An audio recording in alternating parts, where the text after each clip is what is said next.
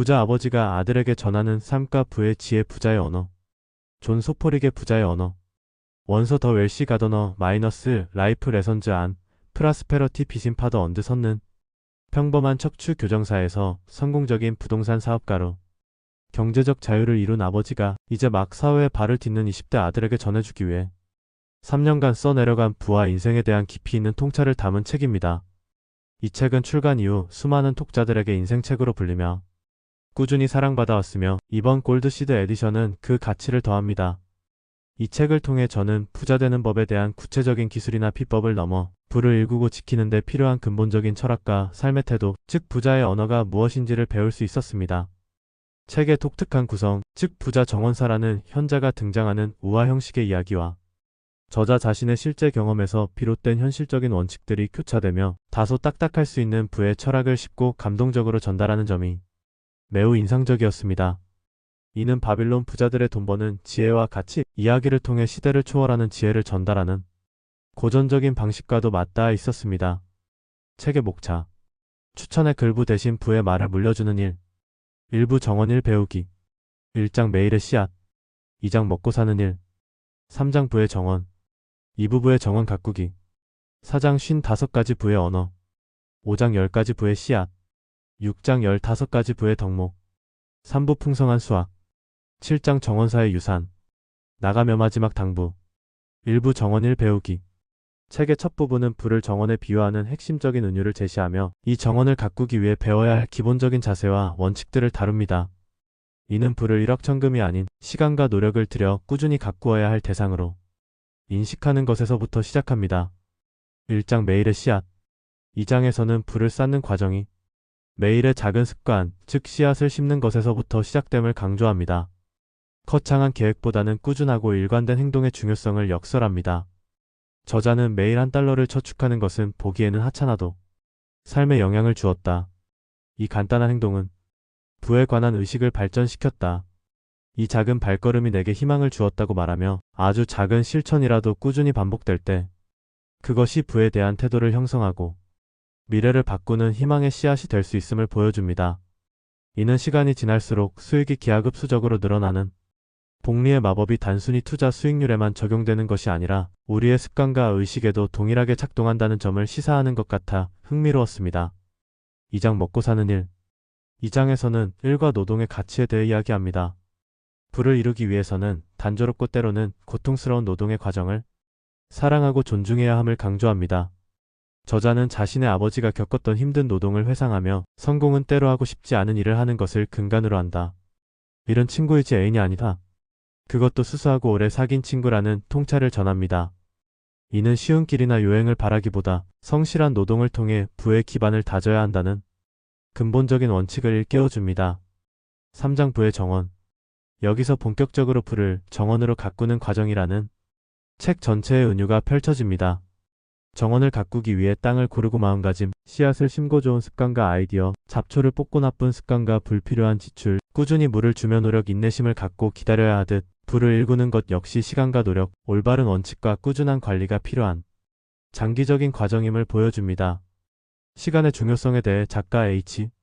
잭슨 브라운 주니어의 말을 인용하며 하루는 헬렌 켈러, 알베르트 아인슈타인에게도 똑같이 24시간이다라고 말하며 주어진 시간을 어떻게 활용하는지가 삶의 양상을 결정한다고 강조합니다. 부자 아버지가 아들에게 전하는 삶과 부의 지혜 부자의 언어. 이 부부의 정원 가꾸기. 이 부분은 책의 핵심으로 부의 정원을 풍성하게 가꾸기 위한 55가지 부의 언어, 10가지 부의 씨앗, 15가지 부의 덕목을 제시합니다. 이는 부자들이 세상을 보고 생각하며 행동하는 방식을 구체적인 원칙과 덕목으로 정리한 것입니다. 핵심 원칙일 생각과 행동의 주인이 되라. 저자는 부를 향한 여정이 외부 환경이 아닌 내면에서 시작됨을 강조합니다. 너희는 모두 자신만의 걸작을 만드는 초각가야. 거기에는 시간과 비전, 노동이 필요하고 보통 사람들보다 훨씬 큰 자기 신뢰를 갖고 목표에 매달려야만 한단다라는 정원사의 말처럼 자신의 삶을 스스로 조각해 나가는 주체적인 태도가 필요합니다. 또한 모든 도전에는 두려움이 내재되어 있다. 그러나 방법은 하나다. 일단 시작하는 것이라며 두려움에도 불구하고 행동하는 용기의 중요성을 역설합니다. 이는 분석 마비어 넬러서스, 퍼렐러서스에 빠져 행동하지 못하는 많은 이들에게 중요한 교훈을 줍니다. 핵심 원칙 이 시간을 지배하고 욕망을 통제하라. 부를 이루는 과정은 현재의 만족을 미래의 더 큰 보상과 맞바꾸는 지연된 만족의 연속입니다. 심리학의 유명한 마시멜로 실험이 보여주듯 눈앞의 유혹을 참고 더 큰 미래를 위해 인내하는 능력은 성공적인 삶의 중요한 예측 변수입니다. 저자는 가장 원하는 것과 지금 원하는 것을 기꺼이 맞바꾸라고 조언하며 단기적인 쾌락과 충동적인 소비를 통제하는 것이 부자 되기의 핵심임을 분명히 합니다. 이는 현대사회의 즉각적인 만족을 추구하는 문화에 대한 중요한 경고로 다가왔습니다. 핵심 원칙 3문제 해결을 통해 가치를 창출하라. 책은 단순히 돈을 아끼는 것을 넘어 적극적으로 부를 창출하는 방법에 대해서도 이야기합니다. 진정한 부는 월급을 받는 것에서 오는 것이 아니라 다른 사람들의 문제를 해결해주고 그에 대한 대가를 받는 데서 비롯됩니다. 즉, 가치 창출이 부의 원천이라는 것입니다. 이는 직장 생활에 안주하기보다 자신만의 사업이나 전문성을 통해 더 큰 가치를 만들려는 기업가적 사고방식의 중요성을 시사합니다. 핵심 원칙 4. 올바른 습관과 덕목을 갖추라. 저자는 부가 특정 기술이나 비법이 아닌 올바른 삶의 태도와 인격의 자연스러운 결과물임을 강조합니다. 불안 삶의 방식일지도 몰라. 올바른 일을 하는 것에 기반을 둔 삶의 방식 말이야. 올바른 일을 오래 할수록 그 일들이 우리의 습관이 된단다. 습관은 우리를 나아가게 하고 결국 우리를 지배하지라는 구절은 이를 잘 보여줍니다. 인내, 성실, 절제, 꾸준함과 같은 덕목들이야말로 부의 정원을 가꾸는 가장 비옥한 토양이라는 점을 배울 수 있었습니다. 3부 풍성한 수학. 마지막 부분은 부의 정원을 성공적으로 가꾼 후 얻게 되는 결실과 그 유산에 대해 이야기합니다. 7장 정원사의 유산. 여기서 말하는 수학과 유산은 단순히 은행 잔고의 숫자를 의미하지 않습니다.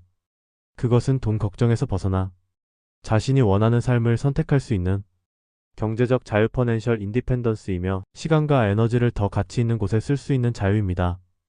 더 나아가 진정한 유산은 돈 자체가 아니라 부를 일구는 과정에서 체득한 지혜와 원칙, 즉 부자의 언어를 다음 세대에게 물려주는 것임을 강조합니다.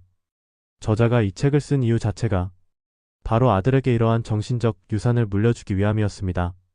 책의 마지막 문장, 무릎에 책을 올려놓고 첫 문장을 읽기 시작했다는 아들이 아버지의 지혜를 이어받아 이제 자신만의 부의 정원을 가꾸기 시작했음을 암시하며 깊은 여운을 남깁니다.